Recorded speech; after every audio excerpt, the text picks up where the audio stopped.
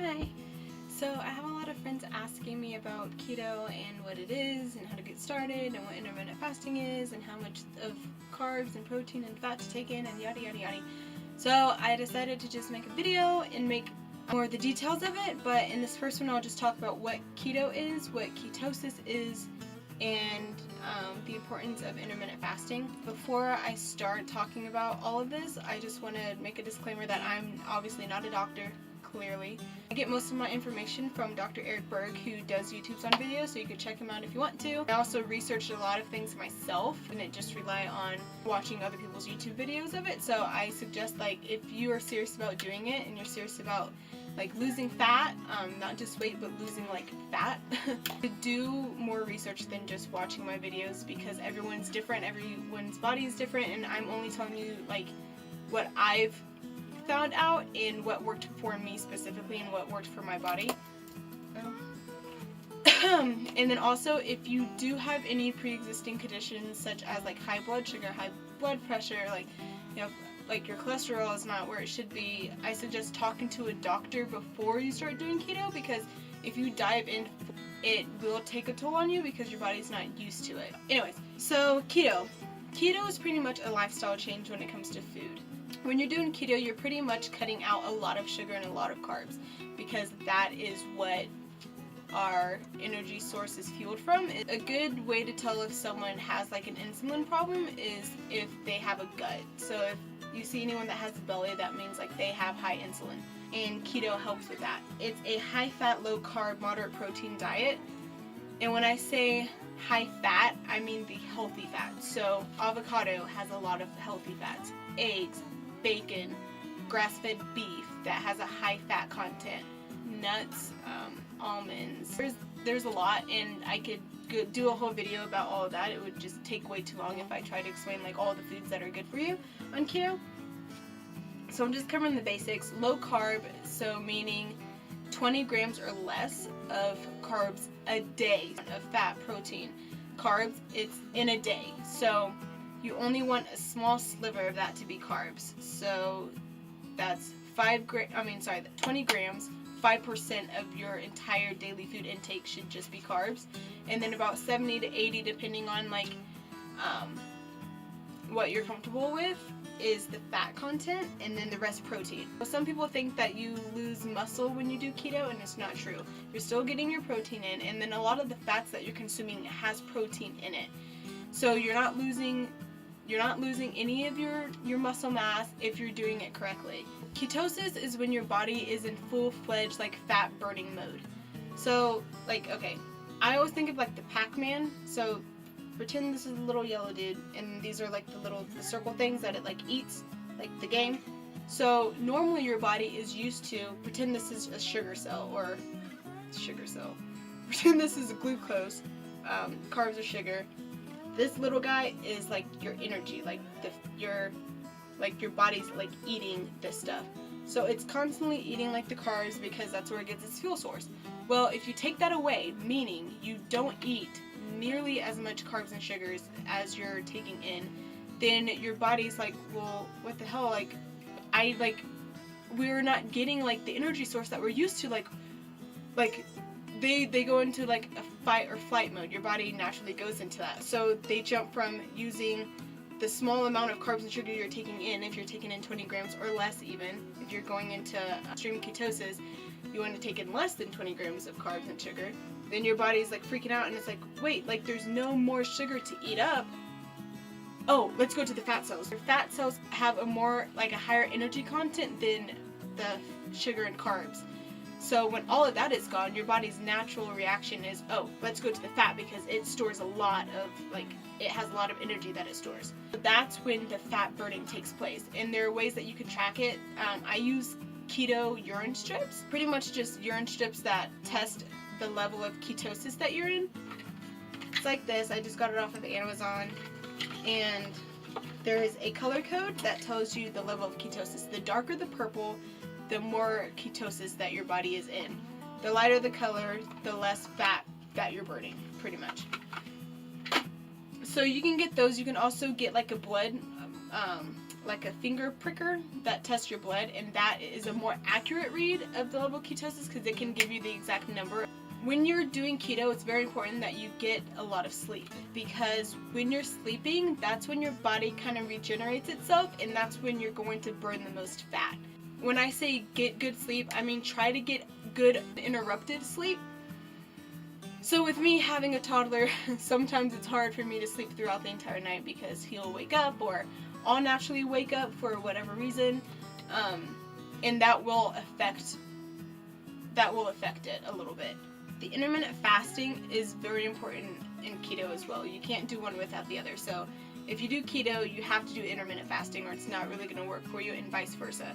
So intermittent fasting, some people get scared with that, and it's nothing to be afraid of. It doesn't mean that you eat less. It means you eat less often, if that makes sense. Put it this way, every time you eat, you spike insulin. When you spike insulin, you're not burning any fat. If you cut down the amount of times you eat, you cut down the the constant spike of insulin. So instead of eating 6 times a day, which is breakfast, a snack, lunch, a snack, and a snack can literally be like a piece of bread, and that counts as a meal. And then dinner, a snack. You want to cut out all your snacks. So when you first start doing keto, and I can tell you my journey like in another video because it would just take way too long, but when you do keto, and Dr. Berg, he suggests this too, to cut out snacks for like the first week or 2. Like, don't eat any snacks at all. And then after you cut out your snacks and you're just eating breakfast, lunch, dinner, nothing else in between, then cut out breakfast. So only have lunch and dinner. And then when you eat lunch and dinner at your normal time, so you eat lunch at noon, you eat dinner at 7, then start crunching those times a little bit closer together. So after a week or 2 and you're feeling comfortable, cut that 12 to 7 to 1 and 5. So your first meal will be at 1 in the afternoon, your second meal will be at 5. And then that time gap that you have, those 4 hours or so that you have of having a break, of not eating, then after your last meal, that's when your body is in like, oh, wait, 4 hours just happened and I'm not being fed yet. So then it starts like going towards, oh, well, we gotta like grab this energy from your fat cells to try to like sustain you, so to speak. So you're kind of tricking your body into thinking that it's not gonna eat again when you know you will, and you're not gonna die. Totally fine, but your body doesn't know that. So it starts eating at your fat cells, and you go, the 20 hours or whatever, fasting 16 or 20 hours of fasting, whatever your time gap is. And then when you're sleeping, that's when it really like dives in. If you're doing intermittent fasting, you want to do it slowly. Don't jump into it. There's a thing called the keto flu that a lot of people get. I didn't get it until I tried to jump to only 1 meal a day. When I tried to go to 1 meal a day, that's when all hell broke loose, and I was just like, I can't do it. And it's actually recommended that you don't try to do it that intense when you first start out. Dr. Berg even says it can take years until you can get to the 1 meal a day stage. But when you do keto, you want to make sure that you're still getting your vitamins and nutrients. So I take supplements such as calcium, because you can't drink milk when you do keto because it has sugar content in it. They suggest almond milk. That's totally fine. But I don't like almond milk, so I make sure I take my calcium. I take B12. I take adrenal gland, which is a whole nother thing, because when I did keto, I lost a lot of weight in the very beginning. And that's common. The first week I lost 11 pounds. But it's important to understand that not everyone is going to have the results that I had. And it's also important for you to know that all of that weight that I lost that early on, the first week of me doing keto, was because I was already used to not eating breakfast. So I was already kind of fasting, except I crunched my times together. So I wasn't eating breakfast. The thing was that really got me to gain weight was I snacked a lot, and I ate a lot of sugar when I snacked. So that was the big thing. But it's important to know that that huge chunk of weight that I lost that first week was mostly fluid. And that's what's going to happen. You're going to lose a lot of fluid first, and then you're going to start losing like the fat. Healthy weight loss for fat, for like burning fat, is 1 to 2 pounds a week. So don't get discouraged when you're stepping on the scale. I actually recommend don't get on the scale every day, because you'll just get discouraged with yourself because you won't see the numbers change quickly. Don't don't get discouraged. If you're doing the test strips or you're doing the blood and you're seeing that you are in ketosis, and you're making sure like you're not eating more than 20 grams of carbs a day, and that's really important, your body is going to burn the fat. It might be slower than some other people, it might be quicker than some other people, but it will happen. You just have to trust it.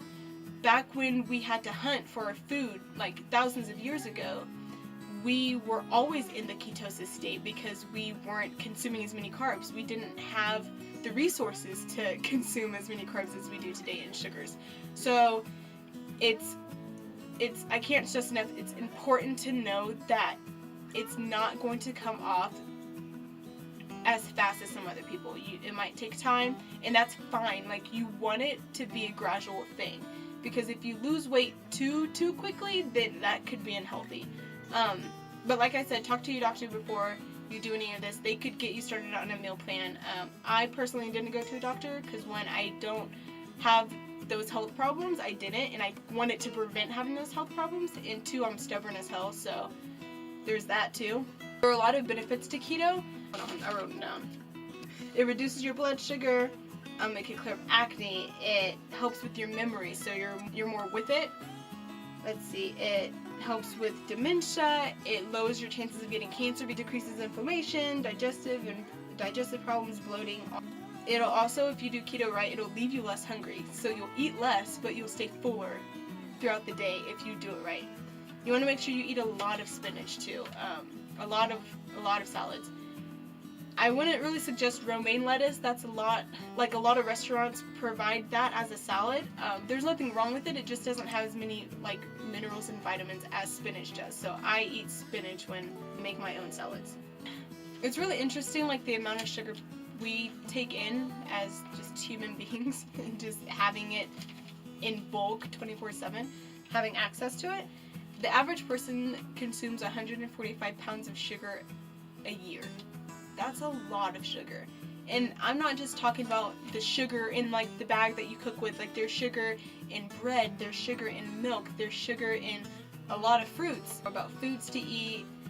I can do more videos about intermittent fasting in detail, like share my story more. But yeah, that's pretty much the basics of keto. So I guess that's it. I don't really know how to end these things. Bye!